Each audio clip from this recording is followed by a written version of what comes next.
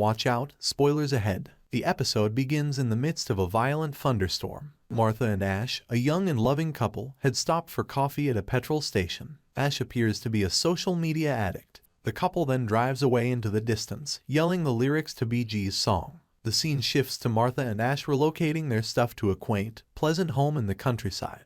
Ash is once again engrossed with his phone, this time posting a hilarious childhood photo of himself online. Martha joins him at the table, and he begins to reminisce about his past. Martha, saddened, kisses her melancholy lover on the cheek, and the couple spend the night contentedly in their new house. They have no idea this is their final night together. Ash is expected to return their hired van to its owner by 2 p.m. The next day, he invites Martha to accompany him. She, on the other hand, is unable to do so because she works as an illustrator and a new assignment is due by the end of the day. Martha goes about her business, blissfully unaware of what is about to unfold. The night grows darker, and Ash has yet to return. Her anguish grows when the rental company informs her that the van has not been returned at all. Martha hears police sirens while on the phone with her sister Naomi. Numbly, she walks towards the front door, and when she sees the cops' faces, she realizes her Ash is dead. Another cut: Martha shows up at the funeral, when one of her friends, Sarah, begins ranting about her own issues. She goes on to say that nothing felt real until Mark, someone close to her, likely her partner, died.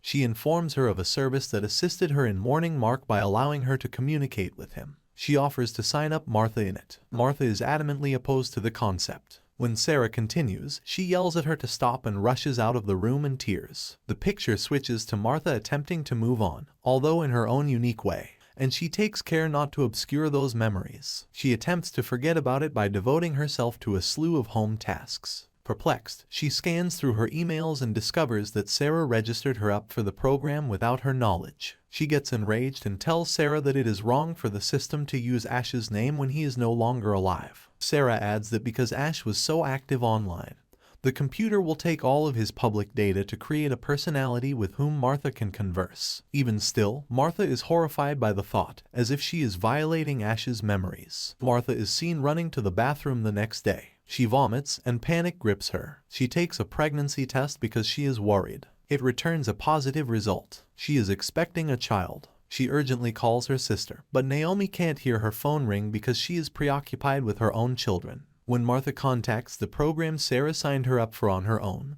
the hours appear to pass slowly. By speaking with him via texts, she discovers that this virtual Ash has the same clever humor as her Ash. She becomes emotional, and it nearly seems as though her deceased love has returned to her. She tells him about her pregnancy, and they talk till late at night. Martha wants to talk to Ash and hear his voice again. She had no idea that the amusing discussions she had with him regarding the rental van would be the last she'd hear from him. She enters personal photos and videos of him into the system's database so that the virtual personality may better mimic Ash's voice and demeanor. When she receives a call from the program, she is moved since he sounds precisely like the real Ash. She believes she is going insane, but she also begins to believe she is communicating with her deceased spouse. Now, let's go on. Martha is out on a trek with Ash, telling him about their private jokes and stories. For a brief while, Martha believes she is reverting to the person she was before Ash's death. She tells him about the vistas and how the genuine him was never impressed with scenery, often mocking how similar, basic, and green the locations looked. However, all is not as it appears. Martha is irritated by even little differences in the way Ash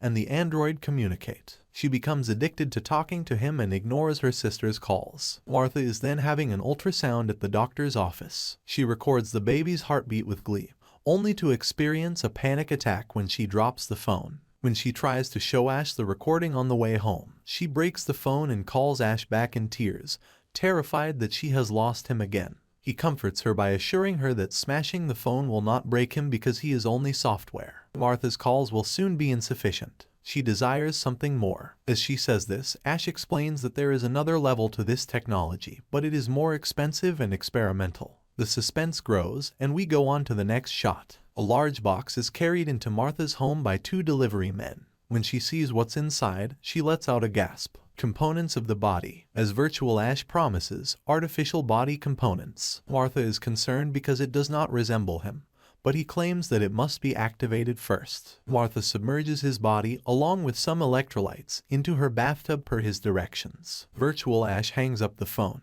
claiming he will upload himself into the body once it has completed the activation process. After some time has passed, Martha hears faint shuffling from the upstairs bathroom. She goes timidly towards the sound as it grows louder and louder. Footsteps echo up and down the stairs. She remains still. He's there in the flesh, her Ash, with an alarming lack of clothing. As Martha continues to stare at him, he makes a humorous remark. Interestingly, Martha's anxiety builds when she begins to notice discrepancies between the actual and false Ash. The person in front of her does not require food or sleep. His skin is overly smooth, and he always appears to be the best Ash. He even appears to be missing a mole on his clavicle, as Martha points out. Regardless, she starts sleeping with him. When Naomi arrives unexpectedly, Martha is still attempting to come to grips with the android Ash, and she urgently asks Ash to hide in the bathroom while her sister invites herself in. They end up spending the entire day together. Naomi is about to depart when she remarks that she is relieved Martha is moving on because she noticed men's clothing in the restroom.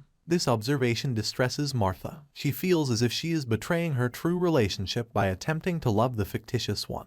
The smallest variations between the two versions now appear to be the size of mountains. Martha wants Ash to pretend to sleep that night since she can't sleep amid the strange silence. When Ash agrees, she learns it's not real and compels him to leave the room once more. He obeys her commands like a robot, which causes her to lash out. Finally, realizing that this Ash is incapable of feeling emotion, Martha orders him to leave the house immediately. Of course, he obeys. The next morning, Martha is surprised to see Ash standing near the gate, and he explains that he can't walk more than 25 meters away from his activation point, the bathtub, unless his administrator Martha is present. He returns to his clever remarks as usual, not understanding why that irritates Martha. After taking a shower, Martha discovers Android Ash standing in the living room, clutching the childhood photograph of the real Ash that we saw at the start of the film. He thinks it's amusing. We cut to Martha, an impersonation of Ash in a car, singing along to Bee Gees lyrics. Martha drives Ash to a bluff overlooking the beach. Ash continues to be amusing, oblivious to the fact that anything is awry. They come to a halt, and Martha motions for him to jump over. Her rage builds as she watches Ash eager to obey her directions. She is aware that a real person would have been terrified. Finally, she expresses herself. She rages that he is nothing more than a poor imitation of what Ash was to the public, and that he will never be able to compete with him. When she begs him to leap again, he responds by crying and pleading for his life. Martha becomes agitated by his remark, saying again and over that it's not fair. The next image appears to be a few years later, as Martha celebrates her daughter's birthday at the same house in the countryside. Her daughter requests another slice of cake to take upstairs while the slices are being cut. We soon learn that fake Ash has been living in the attic since the cliffside incident, and he sees Martha's daughter every weekend. The little girl gives him cake before slipping and that she knows he doesn't eat. The episode concludes with the daughter requesting that her mother come up and hang out with her and Ash. Meanwhile, Martha is lost in thought after hearing Ash treat her daughter like a father would. And here the movie ends.